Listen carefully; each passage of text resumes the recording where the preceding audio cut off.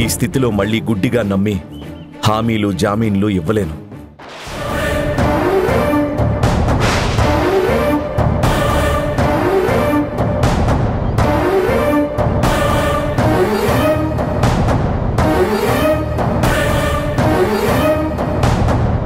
మావయ్య, ఈ ఎఫ్ఐఆర్ కాకుండానే విడిపించడం తేలికవుతుంది మావయ్య. ఇదిగో, వీడికున్నంత నాలెడ్జ్ ఇలాంటి విషయాల్లో నాకు లేదు. నాకు ప్రాణాలు పోయడమే తెలుసు. వాళ్లకు ఆయుష్ లేక ప్రాణం పోయినా అయ్యో పాపం కాపాడలేకపోయానే అని ఫీల్ అయ్యేవాణ్ణి. అలాంటిది మనకి తెలియకుండానే ప్రాణాలు ఇలా తీసేస్తారని తెలిసి చాలా బాధపడుతున్నాను. అది నేను దేవాలయాల్లా భావించే నా హాస్పిటల్లో. తేలాలమ్మా, నిజాలు తేలాలి. నా వాళ్ళు తప్పు చేయలేదని తేలితే గుండెలకి హత్తుకుంటాను. ఆ నేరంలో వీళ్ల పాత్ర ఉంది అని తెలిస్తే నా రియాక్షన్ నెక్స్ట్ లెవెల్లో ఉంటుంది. తప్పొప్పులు తేల్చడానికి పోలీసులున్నారు. శిక్ష వెయ్యాలో వద్దో నిర్ణయించడానికి కోర్టులున్నాయి. పలుకుబడులతో హామీలిస్తే నేరం నేను చేసినట్టవుతుంది.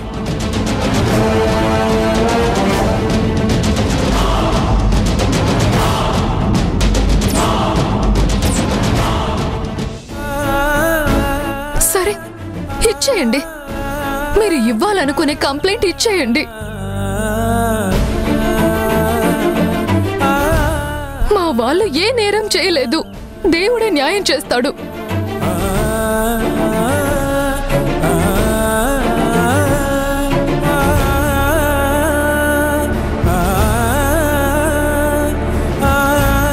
గుణ, వీళ్ళు వాళ్ళ వల్ల ఎఫెక్ట్ అయిన పేషెంట్స్. గుణ, మావయ్య, మా హాస్పిటల్ కోసం నేనేమైనా చేస్తాను. మీ అందరి బాధ్యత నేను తీసుకుంటాను. శివ, వీళ్ళందరి డీటెయిల్స్ తీసుకో. అలాగే.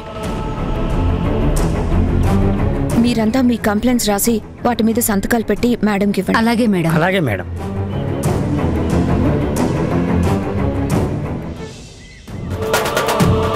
ఇది మమ్మల్ని బాగానే ఇరికిస్తుంది. ఇంకా తర్వాత జరగాల్సింది మేం చూసుకుంటాం మేడం. నేరం చేసిన వాళ్ళని అస్సలు వదలొద్దు. వాళ్ళు హంతకులతో సమానం. కిడ్నీలు తీయడం ఎంత దుర్మార్గం. పాపం ఊరికే పోదులేమ్మా. ఎస్ఐ గారు, మేము వెళ్ళొచ్చా? ఎస్, మీ పని అయిపోయింది. ఇంకా మా పనే మిగిలింది.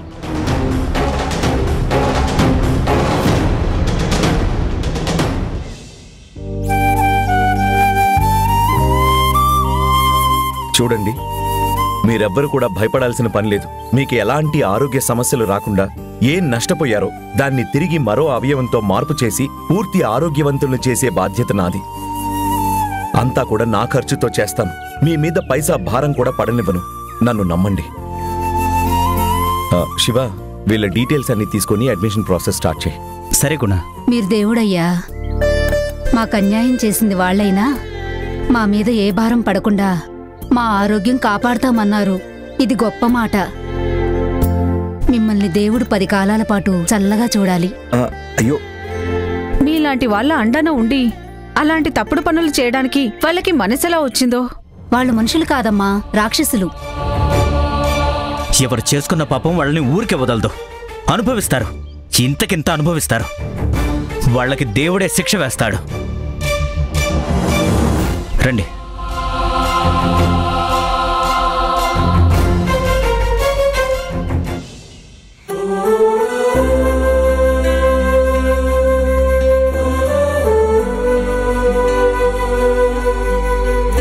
నీకెలా కృతజ్ఞతలు చెప్పాలో అర్థం కావట్లేదు జనని.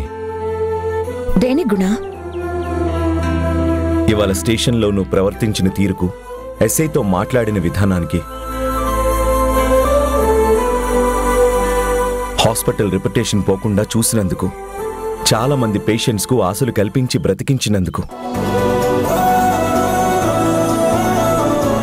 హాస్పిటల్ మీద కేసు అయితే నాతో పాటు నా లక్ష్యం, నా ధ్యేయం బూడిదైపోయి ఉండేవి. హాస్పిటల్, దాని ప్రయోజనం, అక్కడ జరిగే మేలు గురించి ఎస్ఐ గారికి వివరించి ఆమెను కన్విన్స్ చేయబట్టే ఈ మాత్రమన్నా నేను ధైర్యంగా నిలబడి నష్టపోయిన పేషెంట్స్కు న్యాయం చేయగలిగే అవకాశం దక్కింది. నువ్వు గ్రేట్ జనని. ఏదో సాయం చేశావని పొగడాలని చెప్పడం లేదు. ఏమాత్రం మాట తేడా వచ్చినా నా వృత్తికే నేను దూరం అయ్యేవాణ్ణి.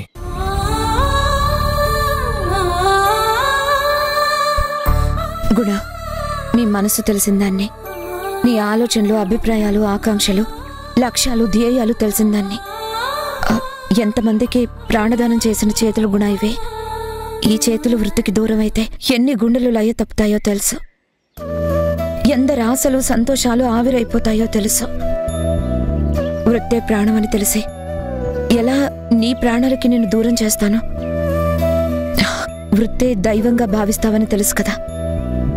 దైవాన్ని నీకు దూరం ఎలా చేస్తాను? భవిష్యత్తుకు మేలు చేసేది ఆ భగవంతుడేగా. ఇంత విశాలంగా, ఉన్నతంగా ఆలోచించే వాళ్ళు చాలా తక్కువగా ఉంటారు జనని. ఎవరికెన్ని ఆలోచనలున్నా నీ ఆలోచనలనేవి నీకుండాలి గుణ. దానికి మంచా చెడ నిర్ణయించే స్పృహ ఉండాలి. లేకపోతే స్వార్థం నిండిన చెడ్డవాళ్ళు నీ చుట్టూ చేరతారు. వాళ్ళని కనిపెడుతూ ఉండాలి. అలా నువ్వు చేయలేదు కాబట్టే దేవుడే కలుగు చేసుకుని నీకు మేలు చేయడానికి ఈ విషయం నీకు తెలిసేలా చేశాడు. ఇది ఇప్పుడైనా ఇలా బయటపడింది కాబట్టి సరిపోయింది. లేకపోతే ఎంతమంది ఎఫెక్ట్ అయ్యేవాళ్ళు. చాలా చాలా థ్యాంక్స్ జనని. నువ్వు థ్యాంక్స్ చెప్పాల్సింది నాకు కాదు, మధుకి. మధుకా? అవును, తనే నాకు మొదట ఫోన్ చేసి ఇన్ఫర్మేషన్ ఇచ్చింది.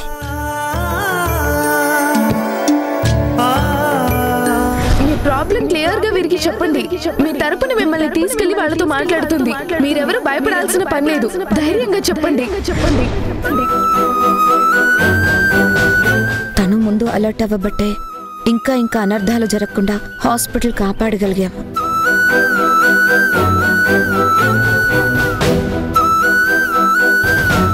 చాలా చాలా థ్యాంక్స్ మధు. ఇది మనది. నాకు థ్యాంక్స్ ఎందుకు?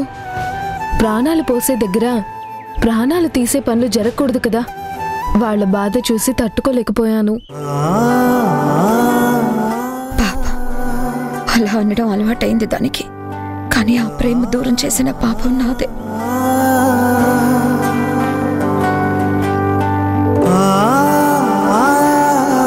చిన్నదానివైనా చాలా తెలివిగా ప్రవర్తించావురా. ఆ పేషెంట్స్ ప్రాణాలు కాపాడిన పుణ్యం నీకు మేలు చేస్తుంది.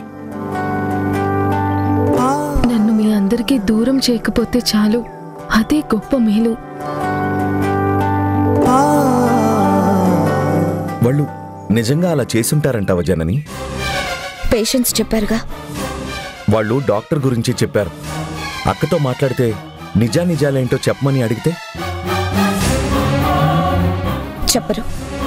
ఇందాకే చూసావు కదా గుణ, ఎంతసేపటికి నా మీదే నెట్టే ప్రయత్నం చేస్తుంది. నా మాట మీద నమ్మకం లేకపోతే వెళ్ళి అడుగు.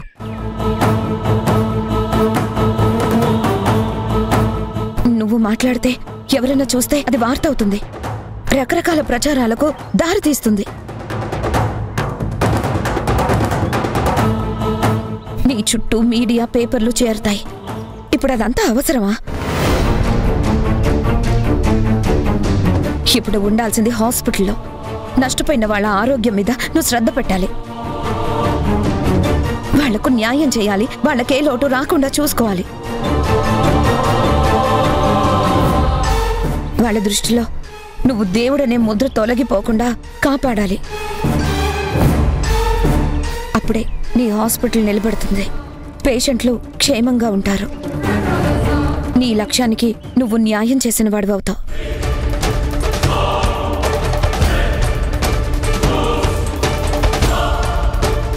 అర్థమైంది జనని.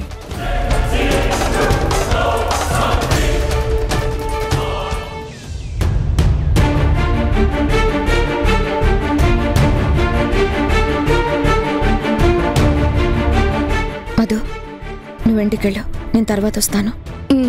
సరే అమ్మా.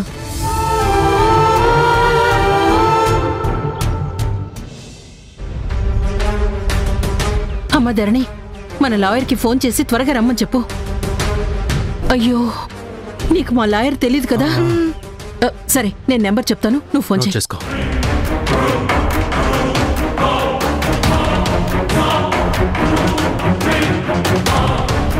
ఇప్పుడే మాట్లాడొస్తాను. ధరణి,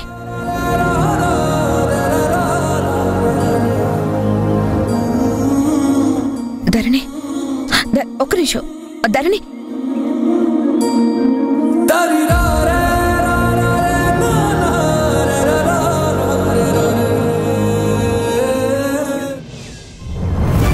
ఎస్ఐ గారు, ఇంకా ఇంట్రాగేషన్ స్టార్ట్ చేయలేదా?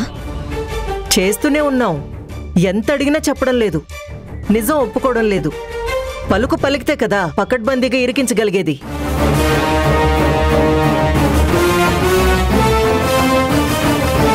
మీరు అలా స్మూత్ గా సాగదీస్తే ఎందుకు చెప్తారు మేడం? గట్టిగా 4 తగిలించండి, దెబ్బకి దెయ్యం దిగొస్తుంది. మొత్తం కేసు పుట్టు పూర్వోత్తరాలన్నీ కక్కేస్తారు. అవును, మీ దగ్గర చాలా రకాల డిగ్రీలు ఉంటాయి కదా? అదే కటింగ్ ప్లేయర్తో గోల్డ్ పీకడం, కాళ్ళు పీకడం, ఏదో 3rd డిగ్రీయో 4th డిగ్రీయో అంటారు కదా, అవేవో ఉంటాయి కదా మేడం?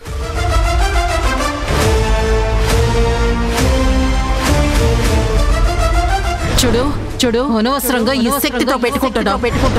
నాకు మెమరీ ఎక్కువ. నేను లైఫ్ లాంగ్ గుర్తుపెట్టుకుంటాను. ఫ్యూచర్ లో చాలా బాధపడాలి. జాగ్రత్త జాగ్రత్త జాగ్రత్త జాగ్రత్త జాగ్రత్త.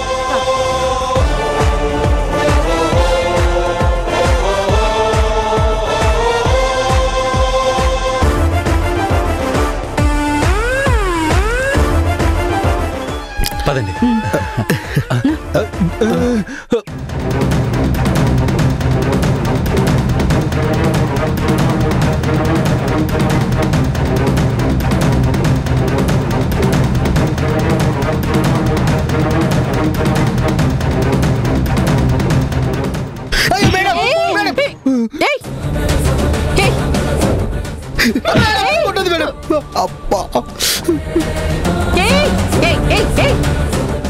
నా మీద దెబ్బ పడితే ఊరుకోను.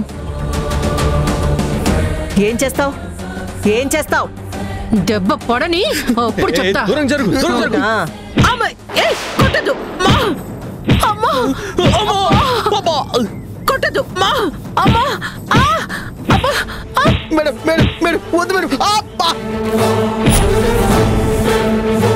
అబ్బా అమ్మ కొట్టదు గమ్మా అమ్మా అబ్బా.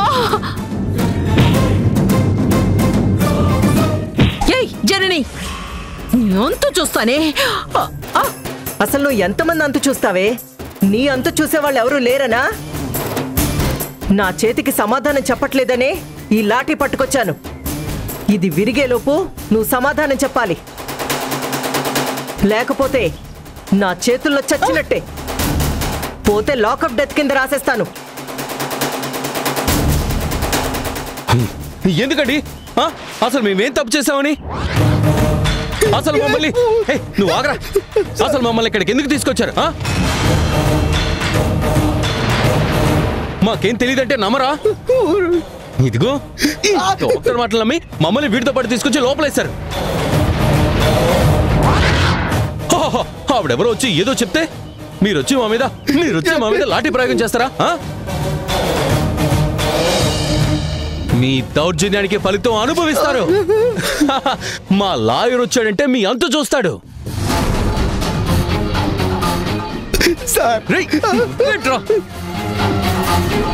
మీలాంటి వాళ్ళని, మీ లాయర్ లాంటి వాళ్ళని చాలా మందిని చూశాను. ఇదిగో అసలు దొంగ వీడు, తోడు దొంగలు మీరు. వాడి సంగతి తేలుస్తా. వాడు హాస్పిటల్లో తెరిచాడుగా నోరు, మీరెందుకు తెరవరు? తెరిపిస్తా.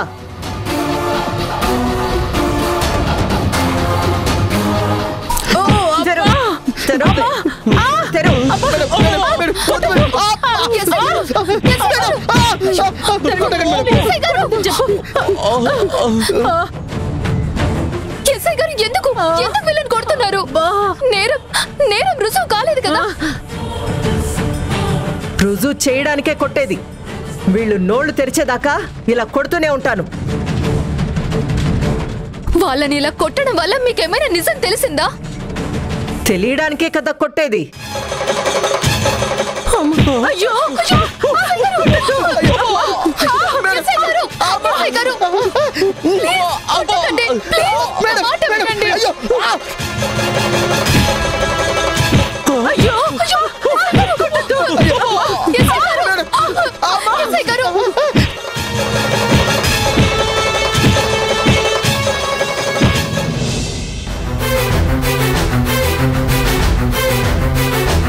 పోనీలేండి ఎస్ఐ గారు, ఒకేసారి అన్ని దెబ్బలు తట్టుకోలేరు.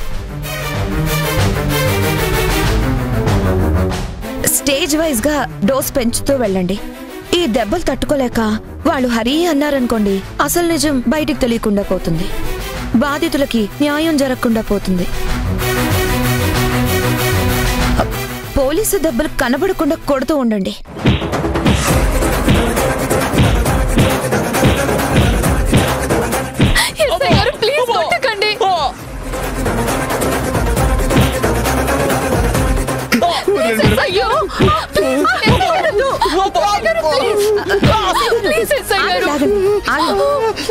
కాస్త రెస్ట్ తీసుకొనివ్వండి. నాకు తెలిసి ఈసారి మీరు ట్రీట్మెంట్ స్టార్ట్ చేసే టైంకి వాళ్ళు నోరు తెరిచి నిజం చెప్తారు. ఏంటే నిజం చెప్పేది? మాకేమీ తెలియదన్నదే నిజం. మాతో అనవసరంగా పెట్టుకుంటున్నావు. నీ అంత చూస్తా. నేను బయటికి వచ్చిన తర్వాత నువ్వెలా బతికి బట్ట కడతావో కూడా చూస్తా. నీ జన్మ అంతా వదిలిపెట్టనే. ఏంటే నువ్వు వదిలేది? నువ్వు వదలడం కాదే, నేను వదలను. నీ నోటితో నువ్వే ధరణి ముందు నిజం ఒప్పుకునేలా చేస్తాను. నిజం అనేది వేరే ఉంటే ఒప్పుకునేవాళ్ళం కదే.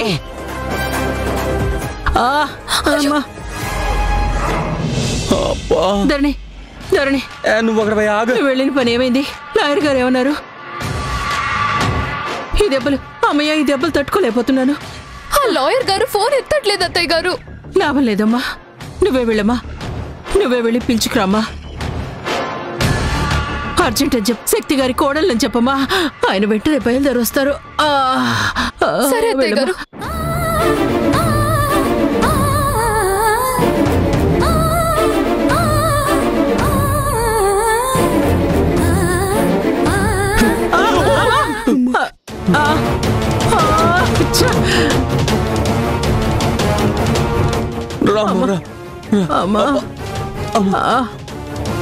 కూర్చో.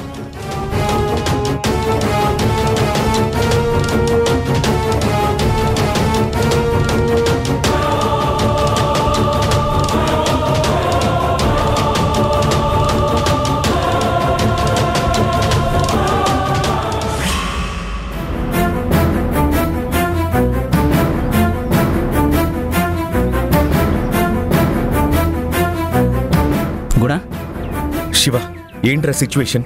పేషెంట్స్ పొజిషన్ ఎలా ఉంది? రే, అంతా స్టేబుల్ గానే ఉందిరా.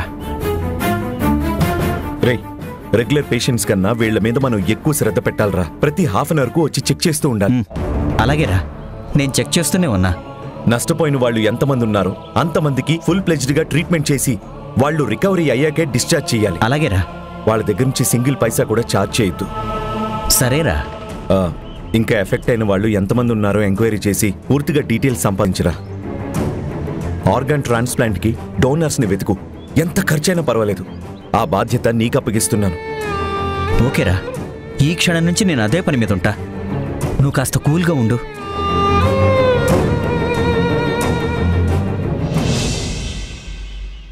అయ్యో, శక్తి శక్తి శక్తి, ధీరజ్, శక్తి, ధీరజ్, ఎక్కడున్నారు? అయ్యో అయ్యో అయ్యో అయ్యో, పులిలా బయట తిరిగి నిన్ను ఇలా సెల్లులో పిల్లిలా చూస్తుంటే నా గుండె తరుక్కుపోతోంది. శక్తి, అసలు నిన్ను లోపల పెట్టింది ఎవరు? ఎస్ఐ గారు. ఈ నటనంతా నీ దగ్గరే నేర్చుకున్నదే శక్తి. ఉత్తిదే, కళ్ళల్లో నీళ్లే రావు. ఆవిడ ఎవరనుకున్నారు? తను తలుచుకుంటే ఏమైనా చేయగలదు. మరో భాష అపర మేజర్ చంద్రకాంత్. అవునా? అయితే ఏం చేయమంటావు? నిమిషం లేటు చేయకుండా రిలీజ్ చేయమంటున్నాను. ఆవిడ ప్రముఖ కార్డియాలజిస్ట్ డాక్టర్ గుణశేఖర్ గారి అక్క అని తెలుసా? ఆయనకి బొక్క పెట్టాలని చెప్పి చూసారని కూడా తెలుసు. అందుకే మేము బోన్ ట్రీట్మెంట్ ఇస్తున్నాం. తప్పు చేస్తున్నారు, చాలా పెద్ద తప్పు చేస్తున్నారు. మిమ్మల్ని ఆ దేవుడు క్షమించడు, మా శక్తి కూడా క్షమించదు. ఆవిడ పవర్ మీకు తెలీదు, గుర్తు పెట్టుకోండి. గుర్తు లేకుండా పోతారు. సౌమ్య సౌమ్య సౌమ్య సౌమ్య కాస్త చిన్నగా మాట్లాడవే. నువ్వు సౌండ్ పెంచితే తర్వాత మేము సౌండ్ పెంచాల్సి వస్తుంది. లోపలేసి కొడుతున్నారండి. ఏంటి కొడుతున్నారా? ఎంత ధైర్యం, ఎంత ధైర్యం! నీ మీద చేసుకుంటారా? నేను తెలుస్తాగా ఈవిడ సంగతి. మమ్మల్ని తేల్చకపోయినా పర్లేదమ్మా, నువ్వు మునక్కుండా చూసుకోమ్మా. అసలు మీరు దెబ్బలు కొట్టడం ఏంటండి? ఆ పీలగా ఉందని తోలు ఊడేలా కొడతారా? ఇంతకింత చెల్లించుకోవాల్సి వస్తుంది. ఎవరు లేరనుకుంటున్నారా? ఎవరు రారనుకుంటున్నారా? నేనున్నా, అందుకే వచ్చా. ప్రేమతో వచ్చావా సౌమ్య? మరి నువ్వు కూడా లోపల కూర్చుని వాళ్ళకి కంపెనీ ఇస్తావా? నేనేమైనా పిచ్చిదాన్ని అనుకుంటున్నారా లోపల కూర్చోడానికి? మరి వచ్చానన్నావుగా. అంత లోపలే ఉంటే రక్షించడానికి బయటుండి ఎవరూ విడిపించలేరు. అందుకే నేను బయటుండి విడిపిస్తాను.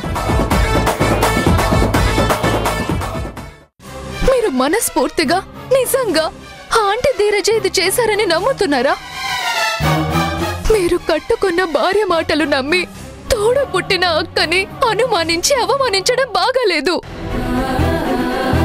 మీ సాయం కోరి వాళ్ళ తరపున వచ్చాను.